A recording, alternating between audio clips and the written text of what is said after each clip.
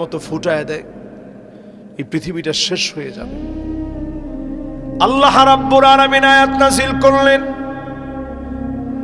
কুল হুয়াল কাদিরু আলা আন ইয়াবআসা আলাইকুম আযাবাম মিন ফাওকিকুম। ও নবী, আযাব আসবে উপরের দিক থেকে। আপনার উম্মত যদি শিরিক করে, যদি গুনাহ করে, উপরের দিক থেকে আযাব আসবে। নবীজি কান্না শুরু করে দিলেন, আয় আল্লাহ, জীবনে কোনোদিন আমি আমার উম্মতরে দেখি নাই, এত বড় আযাব দিয়ে উম্মতরে শেষ করে দিয়েন না।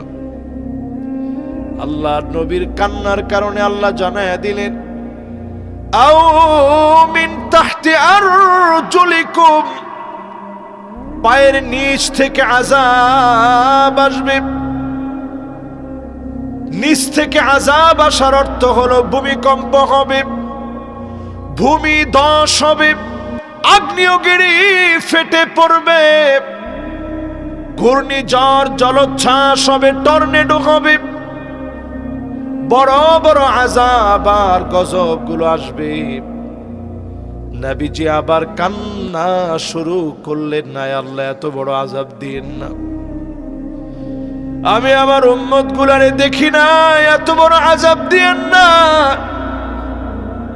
এবার আল্লাহ রাব্বুল আলামিন জানায়া দিলেন, নবী শুনেন, আও ইয়ালবিসাকুম শিয়া,